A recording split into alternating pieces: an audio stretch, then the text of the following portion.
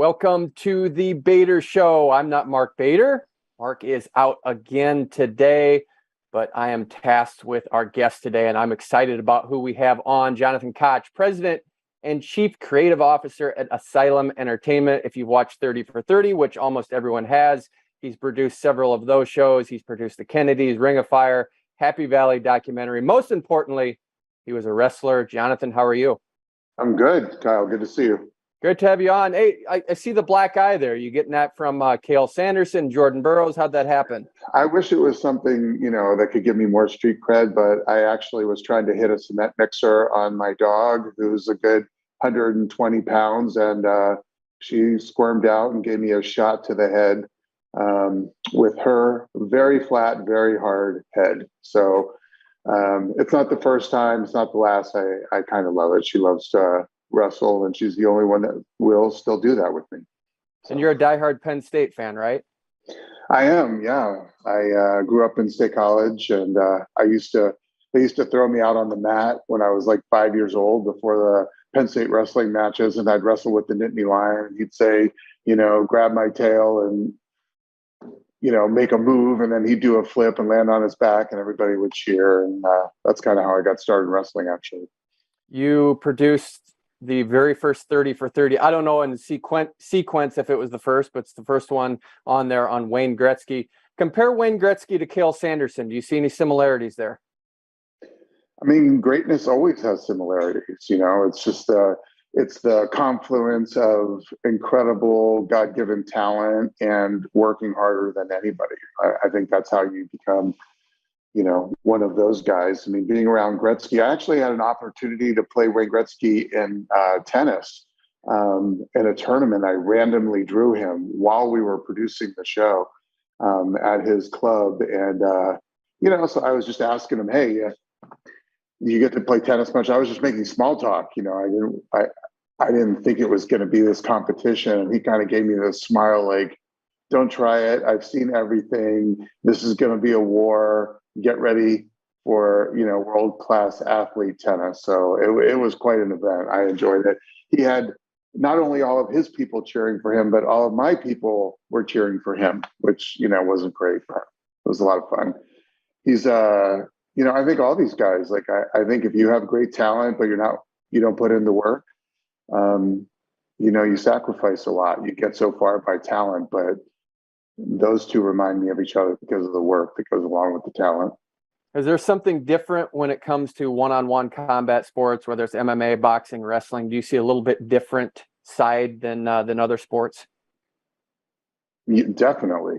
I mean, I think guys, if you're talking about leaders in team sports, they have a lot of the same mentality. They could be successful at just about anything that they did, but I think what's incredible, as you know, Kyle, we've spoken about this before, what I think is incredible about wrestling is whether you lifted the trophy or you didn't, across the board, you're better off for having been a wrestler. And I don't know if that's true of all those other sports exactly the same way.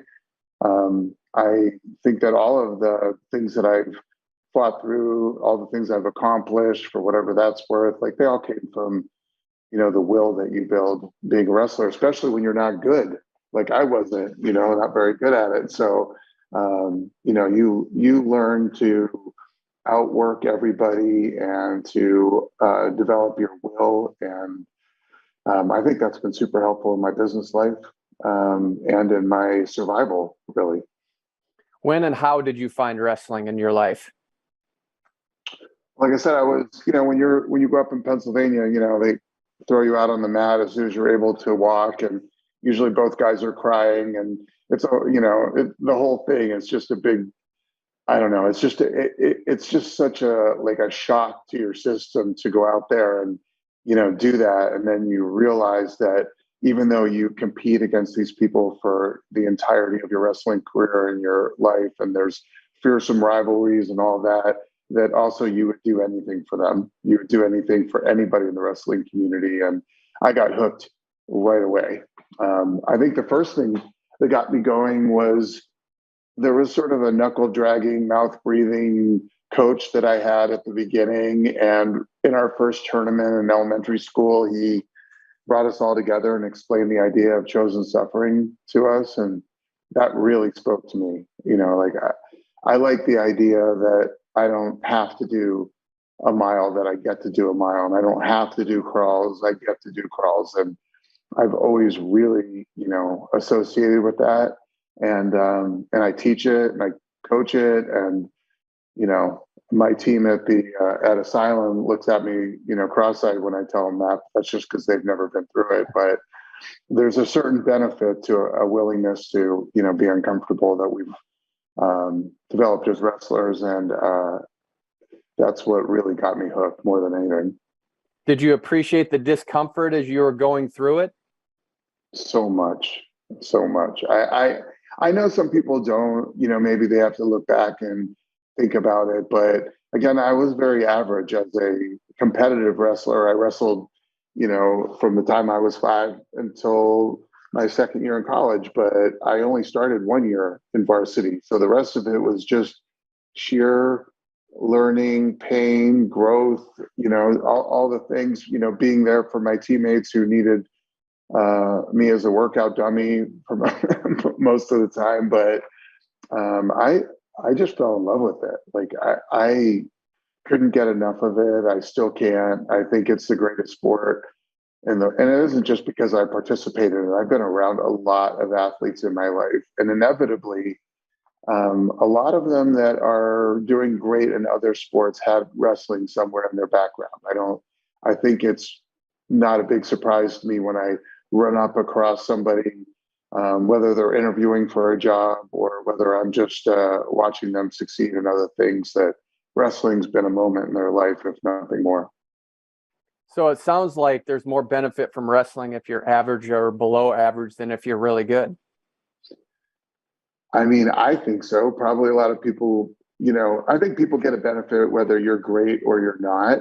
But I think for those of us that, we're never going to be state champions, national champions, world champions, I think the benefit of getting in there and going back day after day and getting better and trying harder and understanding, at least for me, that I was willing to do some things when nobody, was around, that prepared me for matches. And I beat a number of guys that were way better than I am. And I think that's lasted my whole life in business and everything I've done.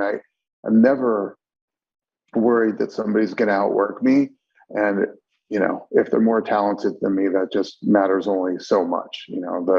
I got to that age of around 28 where it got weird to call my friends and go, dude, do you want to wrestle? So I took up tennis, and I always played tennis like a wrestler, and I got really successful really fast, not because I was better than the people who had perfect strokes, but because I would never give up on a ball. I would never give up on a point or a partner or a match. And, and I think that's a mentality that we as wrestlers develop that, is unique. It just pays off and pays off and pays off forever. And if anybody really, I'm a father to a 23-year-old daughter who is a Division I college water polo player, which is, in the girls' sport at least, it's like wrestling, underwater.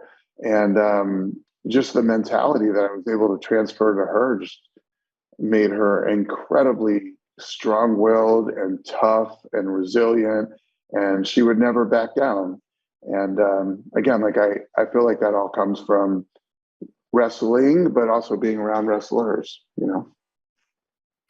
When you think back on the impact of your coach or coaches, what kind of lessons did they impart into you besides just the wrestling lessons that you get naturally? What kind of lessons did they give you? Oh, so many. My high school coach, whose name was Coach Rocky, he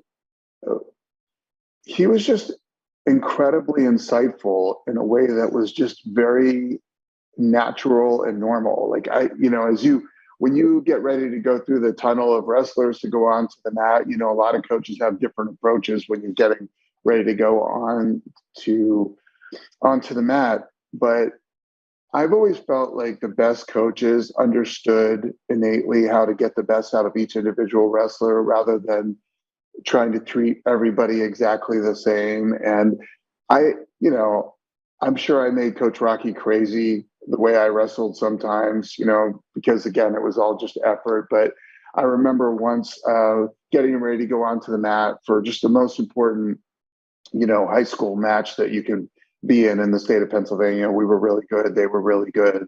The entire meet was close. And every time somebody would get ready to go onto the mat, Coach Rocky would come up and smack him on the headgear, which I've seen a million coaches do. But I didn't like it. I didn't really want it. But I would never say anything. Like, you know, please coach me however you feel like you'll get the best out of me. And I remember getting ready for this biggest match. And I stood there and I was kind of cringing, waiting for him to smash me on the headgear. And he put his hands up and he grabbed my headgear and he said, "Don't let me down." That's all he said. "Don't let me down."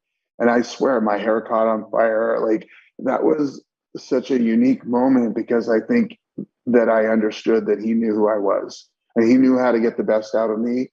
And I've used that a million times in my life, not just as a story, but by example of trying to really understand how to unlock the individuals, whether they worked for me or however I spent time with them, that I had to figure out how to get the best out of them, not just do what I thought I should do with everybody. And Coach Rocky taught me that, and it's paid off for me for 40 years.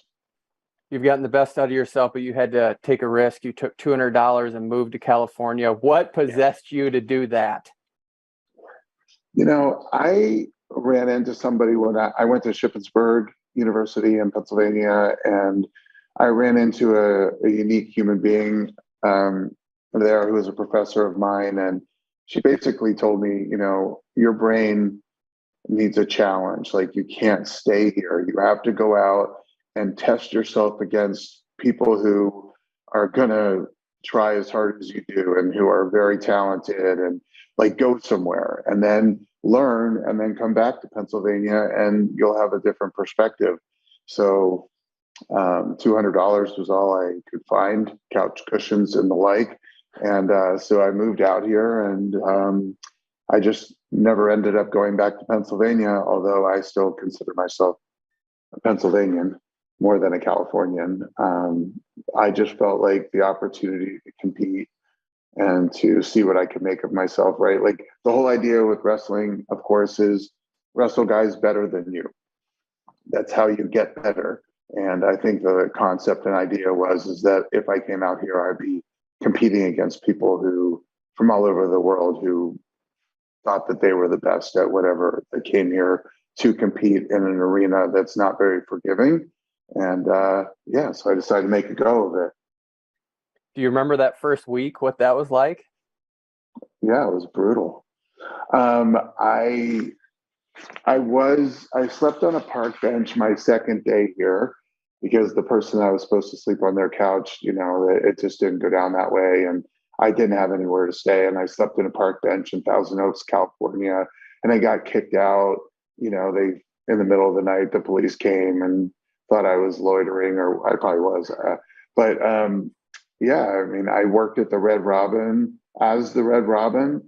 So here I was 235 pounds, my neck, and I'm in the Red Robin suit, like, I can't believe this is the most humble beginning ever. But even at the time, my perspective was that I would look back and think it was good. It was positive. Like, it wasn't easy. It's never been easy, but the road was brutal and tough. And it started off in a way that made me appreciate it. And I could see it. I could see the journey. I could see, I'm not goal oriented. You and I have spoken about that before. I don't have goals. I'm purpose oriented. I just do the best I can at everything that I do every single time I do it. And so I never really had the perspective that sleeping on a park bench or working at the Red Robin was part of some ascent to a mountaintop. I just took it day by day. And it was much easier, to traverse the things that were difficult if you just do it a little bit at a time, right? A journey of 1,000 miles. as they say. So yeah, that was the first week was really tough. I mean, there were many times, Kyle, that I didn't know if I'd be able to stay here. So take sleeping on a park bench to becoming the president of Asylum. How does that happen? Like what goes into that? Of course, it's not goal oriented, but how do you make that ascent up to becoming a position that is well respected? Yeah, one step at a time. I mean, I had many different careers, in the entertainment industry when I got started. Once I got my foot in the door, I knew like this is an incredible place to be. It's endless. There is no, there's nothing that stops you except for your own willingness to work hard in this business. And like most businesses, I won 6 local Star Search competitions doing stand-up comedy in Pennsylvania. And so I thought like, oh, I'll come out here and I'll do that. And then I went one time and I saw what it really meant for people who were actually funny here. And I was like, this isn't what I really want to do. I really want to control my own destiny. I don't love being judged. Isn't that one of like the great thing about wrestling is that there's no judgment by a coach whether you're good enough or not. Like go to wrestle offs and prove whether you're good enough to start or not. And if you're not, work harder and do it again.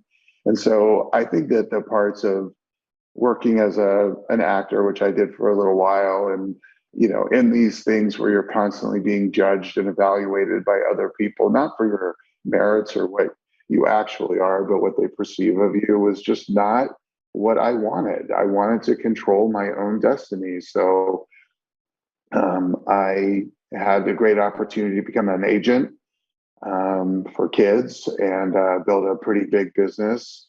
And then I transitioned from there to being a producer. And I did that for a little while, as an independent. And then I met my business partner, Steve. And we just immediately realized like he did a lot of things that I didn't do well. I did a lot of things that he didn't do well. And, great partnership was born. He's, a little more hardcore than I am. I'm a little bit more of a peacemaker than he is, but he's traditionally trained USC film school, comes from, royalty here in the entertainment, world. I crawled out from under a rock at Shippensburg University, but, the partnership was great. And, we have had a friendship and partnership that's gone for quite a long time. And we were in at the beginning of, unscripted television, reality television. We were at the very, very beginning of it. So it was kind of the wild, wild west. And as long as you could be fearless and walk into a room, which again, when you walk out into a mat by yourself in front of a bunch of people with what you perceive to be a lot on the line personally and from a team perspective, like walking into a room and facing rejection was easy for me. I think, I know that there's a saying out there, I don't know what it exactly is, but once you've wrestled, everything else is easy. It's not easy, but it makes sense. The perspective that you have, having gone through all of those things as a wrestler, putting yourself through that really paid off in a lot of rooms. And I really, rejection I found enjoyable in a way. Like I knew it was just part of the process. And I think my willingness to get rejected 9 times and still go back and get the sale on the 10th time, put me in a good position as a producer. So that's what I did. In 2015, your life would alter, and wrestling was part of how you got through that difficult time. Tell us what happened and how wrestling influenced you and how you were able to overcome that adversity with wrestling. Yeah, I was 49 years old, just like most of us, I maintained a high level of health and fitness my whole life. And I just wasn't feeling well one day. I was in Washington, D.C. at a television producers conference there, and I couldn't see very well. I was pitching Discovery Channel, and I started seeing 3 of the same executives sitting in front of me So I pitched the one in the middle because I figured that was her. But after that meeting was over, I realized I was in big trouble. I wandered outside, found a cab, said, please take me to the nearest hospital. And within 21 or 22 hours, I was told that I was going to die that night and that I should get in contact with my family. She specifically, the doctor who ended up saving my life, we had a very rough beginning. I was septic. I just had an upper respiratory, infection, a lot like what people are dealing with COVID now. But I had no idea what was going on. I'd never really been sick before. And we had a, pretty tough time, and she was pretty aggressive because I don't think I was behaving myself. And so she said, you're probably going to die tonight. You need to get in touch with your daughter. And when she said that, I said, no, I'm not going to call my daughter and tell her that I'm going to die tonight. I'm just not going to die tonight. So I think a lot of that came from tapping into a reservoir of, being able to fight through anything that we all learned in wrestling. So over, the next 24 or 48 hours, I could no longer support my own life. I couldn't breathe. So they put me into a coma, which I was in for about 3 weeks. And when I woke up, my hands and feet were black, on the way to being black and dying. So, I woke up and they explained to me that my body, had tried to save my brain and my heart and my life by killing off my extremities, much like, frostbite.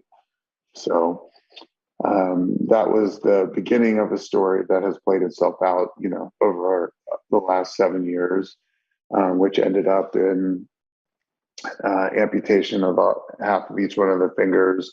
On my right hand, I lost my whole left hand. I lost my right leg below the knee and all the toes on my left foot. As you can see, I do have a left hand, but it's not mine. I'm the 81st hand transplant in the world, first one of its kind. So I'm wearing another person's hand, which I'm grateful for. And certainly through the entire process, they gave me less than 10% chance to live. And over the next couple months, I was blessed with a very positive attitude and a very good spirit and some really great people around me. And we all just went to war, try to figure out how to not just survive, but, how to fight back, how to stand up, how to, regain a life that was meaningful and purposeful. And, and I did. You asked me the question about wrestling because I think I've told you before that as I was getting ready to leave George Washington University Hospital to go to the Mayo Clinic, the woman who saved my life, everybody came in to say goodbye to me. I built this incredible team around me, doctors and nurses and incredible medical personnel, my friends, everybody we all just rallied together. It wasn't just about me, it was about all of us. And when it was time to leave, everybody came to say goodbye. And, she wasn't there. And I was actually a little nervous to see her. So I was glad she wasn't there because I think I said some really horrible things to her, just because my brain wasn't working right. And right as everybody was getting ready to say goodbye, the room parted.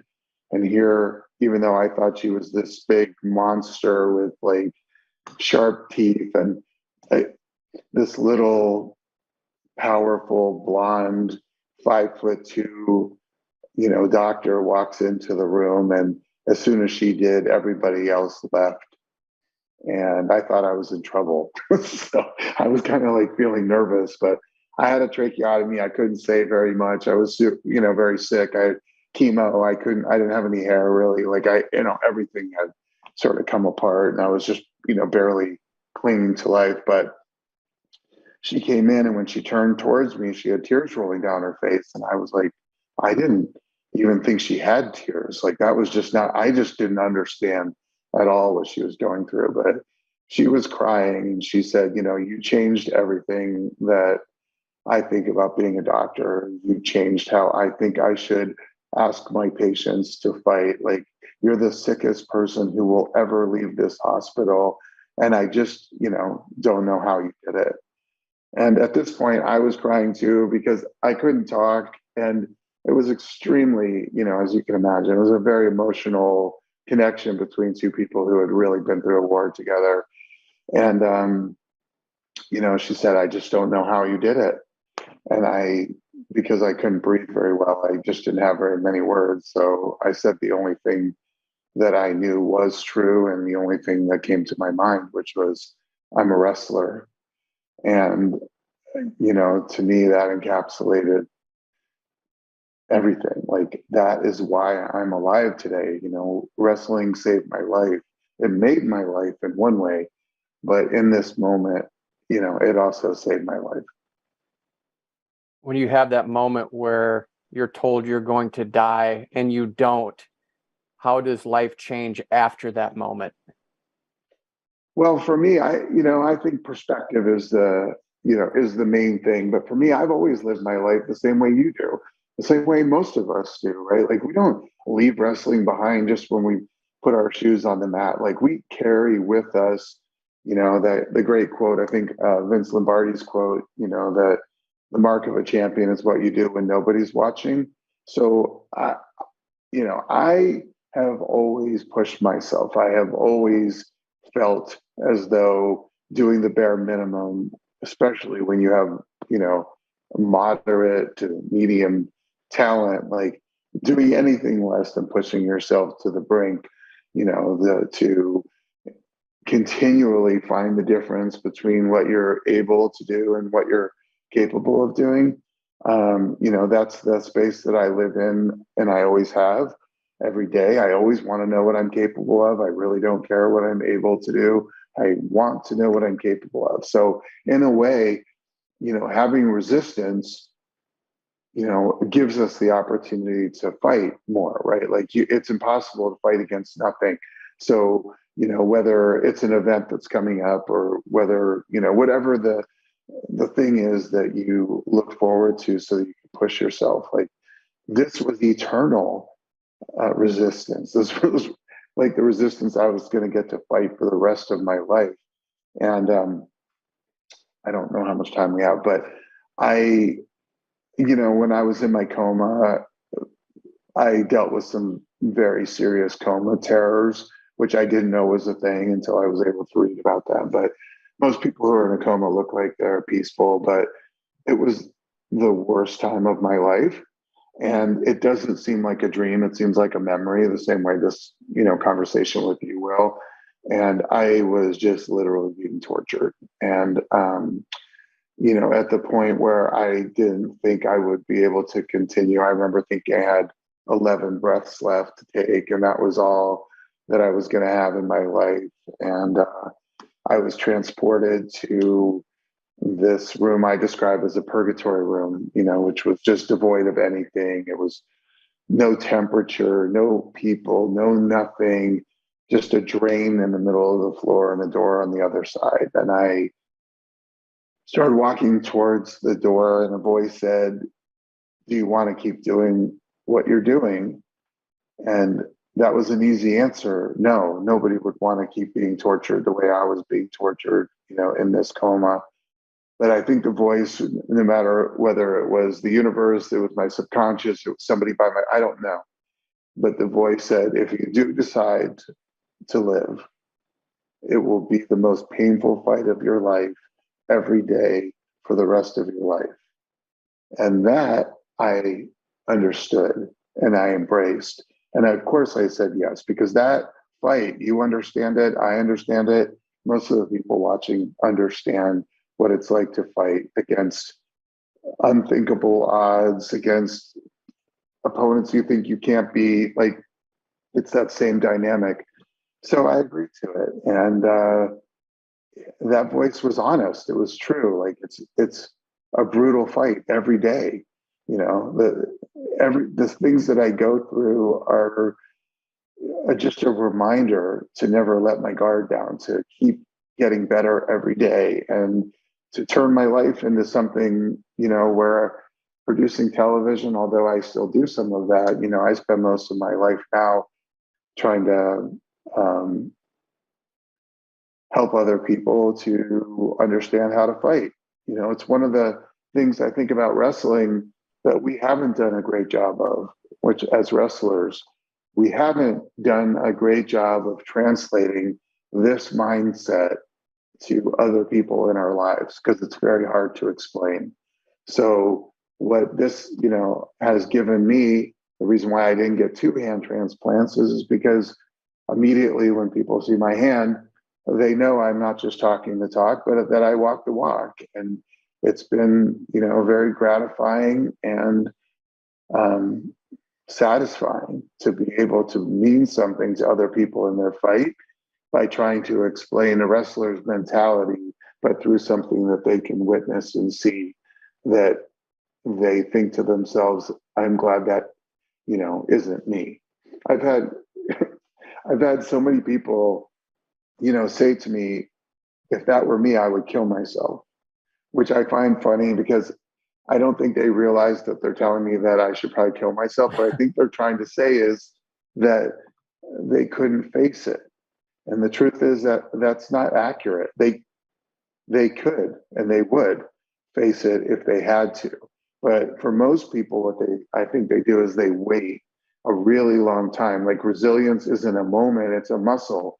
You build it over time. You build it doing things that are more, you know, in that moment, more manageable. But when you build it over your lifetime, like all of us have, that no matter what happens, wrestlers can face it.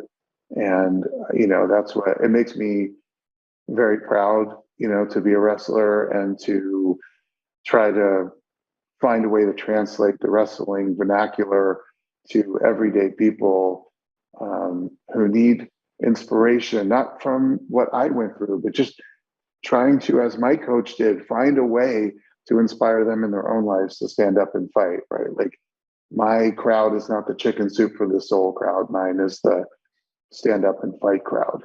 And I get involved with as many people as I can with a perspective that I gained from going through what I went through, which forced me to get off of the crazy hamster wheel of making money and this is so important, and really, you know, renew my commitment to the idea of just trying to make people's lives better as long as they're willing to try to make them better for themselves as well. Do you ever have just a good solid day where there's no pain? No. I mean, you know, it's a baseline thing. Like, you know, we all have pain, right? Like when you've done what we've all done for a long time, like your body hurts. I'm 56. You know, our bodies hurt from what we put ourselves through. This is sort of a different kind of a pain. It's more of a neuropathy pain. And, you know, there are no days promised. What happened to me was very, very unique, but it could happen again. So, you know, I think there's a purpose in pain, right? Like the fact that we even experience pain is to try to tell us to do something differently, right? Like put your hand on a stove, feel pain, you know, learn from it and try to do things differently. So you asked me that question in a way that made me think, well, would it be good to have a day without pain? I mean, I don't know. I don't judge things by good or bad, but I know that the pain that I feel every day drives me. It makes me feel something. And since I can't do all the things that I used to do, you know, the pain reminds me that there's still a lot to be done and that my life has great, you know, purpose. So, yeah, I mean, I oftentimes I'll get a call from, you know, a doctor or somebody who has a soldier or a patient or somebody who needs to have something done to save their lives and they don't want to. because they've even given up on their life or they're afraid or whatever. And like, I get called in, and that's my time to, spend with them and to try to, instill some fight in them when they feel like they don't have any left. And without, wrestlers are particularly well suited to deal with anything that comes up in their life, right? Like my success in business has to do with the fact that people bent to the will of my passion for my projects, and the people that I believe in, they believed in me because I feel passionately about that. I get that from, the sport that we all love. But since I've gotten hurt, it's become a lot more focused on the idea of trying to find people who feel helpless and hopeless, and showing them that, that they often, I think, take the perspective that if I can do this, they can do that. And if that's just the most remedial basic thing they get out of it, that's great. But there's a lot of, there's a much higher learning, that we do, that I do with them and they do for me. There are 15 people who never spoke to me directly, but sent me letters saying, or emails, and or got in touch with me on social media and said, hey, I was going to kill myself, but I saw your story on 2020 and I'm not going to. And I would go through this 1,000 times over for that opportunity. So life is great. I have a very satisfying, purposeful life. And I'm grateful, for the opportunity to see things the way that I do now versus maybe, just buying into a narrative about what's the definition of success. Like, to me, the definition of the success is the way in which you affect the lives of others. That's what I believe in. When you've gone into a meeting, and you alluded to this earlier, but you've just said wrestling gives you an advantage. Do you have an example of how you're able to be in a meeting or a pitch and psychologically you were able to get through a moment because of wrestling? Yeah, I mean, I have one great moment, which I tell people in the industry and they just don't believe it's true. But I produced a mini series called The Secret Life of Marilyn Monroe. And it was really, Marilyn told everybody that her mother was dead throughout her entire career, but it's not true. Her mother lived in an insane asylum and they were very close. And I really wanted Sharon Stone to play Marilyn's mom. But her agent said, she's not going to read it. There's no way. And so I said, listen, her agent's name was Daisy. I said, Daisy, I'm literally going on a hunger strike until she reads the script. And I did it. And it went on days. But, as a wrestler, that's nothing. I can do that in my sleep. And meanwhile, she thinks it's this incredible, thing, and I get it. And Sharon did read the script and she didn't do the project. We ended up casting Susan Sarandon instead because Sharon didn't think she thought the part was a little too close to home. But I think just the fact that I was willing to do something so, in their minds, outrageous, that you and I have done many times in our lives, going without eating is a complete zero. So it was easy. So I think that was just one example, but I just think also the idea of never relinquishing, never giving up, never retreating. If you believe in something and you're willing to stand in front of somebody and fight with everything you have relentlessly, in our business, that means something to people, because the passion as a producer, the passion you have for your projects often, carries the day. And people believe in your passion even more than they believe in your projects. And, so I think that has propelled me all along the way, But, of course, I don't talk about being a wrestler in the entertainment industry because, that just couldn't be any further from their, mindset. But you do occasionally run into people who recognize each other, oh, you're a wrestler, So, but for most of the time, I think it's literally just the relentlessness of preparation, not waiting until the moment comes to be ready for it. But, you know, I often think that when the moment gets here on the mat, you know, or in my business, you know, the outcome is pretty much determined by the work that we've already done. We're just there to show the work that we've already done, not there to somehow magically, you know, overcome a lack of preparation. I believe in preparation, and I'm always very prepared for my work. And you won't fly first class, is that right? No, I fly first class. Oh, okay. I won't fly. I won't fly private. I don't want to fly private. I don't. That doesn't feel good to me. Yeah. It's no.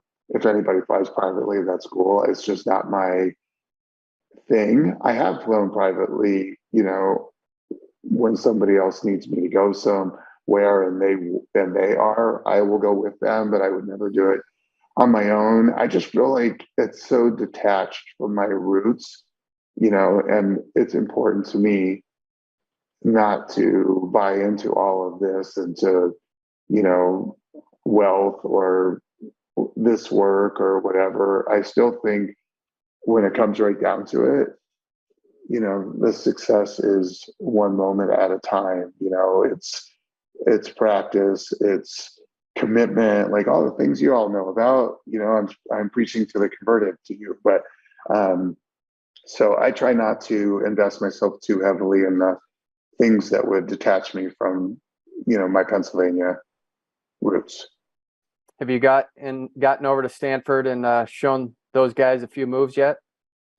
No, but you know, my friend Robbie Cole, who is now the head coach of Stanford, who was on my wrestling team. He wrestled 138 to my 185, and suffice it to say, we weren't close in talent, success, or accomplishment on the mat. But Robbie is doing an amazing event right now. I think that it's scheduled for November 19th for Beat the Streets, and I'm going to go up and speak and you know, attend one of his matches.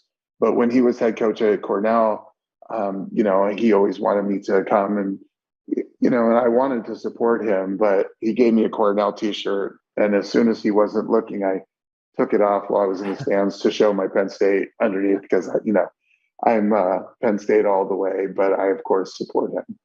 Well, his dad coached at Penn State, Bill Cole. His dad coached at Penn State, and his dad coached me and all of us. And Coach Cole was his dad. Coach Cole was just an incredible human being. I mean, I'm sure everybody who loves wrestling knows that, you know, could find out the history if they don't already know it about what he accomplished. But this man was older. Even when we were in high school, he was older, and he looked like he could barely walk. When he would come in, he was like, kind of, you know, he was slow, and he just didn't look. And then as soon as he was wrestling with you or showing you a move, I mean, the knots that he had us tied up in, the absolute, just like, don't judge a book by its cover, you know, that he taught us, and just what an incredible motivational human being he was, not by trying, just by being himself, was remarkable. I love, you know, Coach Cole, and of course Robbie and I are the closest of friends, but his dad was just I mean, remarkable. If you haven't had the chance to spend time with guys who wrestled on canvas and hay, you know, it's everything. You know, it's everything. Bill Cole lived right down the street from me when he was here at Northern Iowa and coaching here. So got a great connection there too. But let's close this out. Just any projects you have going on right now. Can you give us any updates on what you have going on? Well, I'm doing, I can't say anything specific about it, but I'm shooting a CBS special that'll be on this Christmas. That's really awesome. It has it's a great project with incredible cast, but it also means a lot, you know, to me. And I'm shooting a documentary about Phil Ivey right now, which I'm enjoying. I don't play poker because I don't like being pushed around, and I'll go all in. Even if I dropped one of the cards on the ground, I don't care. I just hate being pushed around. So I don't play a lot of poker. It's dangerous for me, but I really appreciate, a lot of the documentaries that we do. I think the journeys, sports movies and sports documentaries aren't really about sports. They're about the triumph of human spirit, right? And, that's what I love. Those are the projects that I look forward to doing, the ones that I've enjoyed doing, in the past, in the 30 for 30 and the documentaries. And so I'm doing some of those, and I'm really spending most of my time, just trying to. I started a free consulting company, so as long as nobody asks to pay me, I'll help anybody do anything as long as they're trying to help themselves. So that's pretty much how I spend my day this time around. Well, you've helped us with your story. I appreciate you taking time today. Looking forward to more conversations, Jonathan, but thanks for being on. For Jonathan Koch, I'm Kyle Klingeman. You have been watching The Bader Show.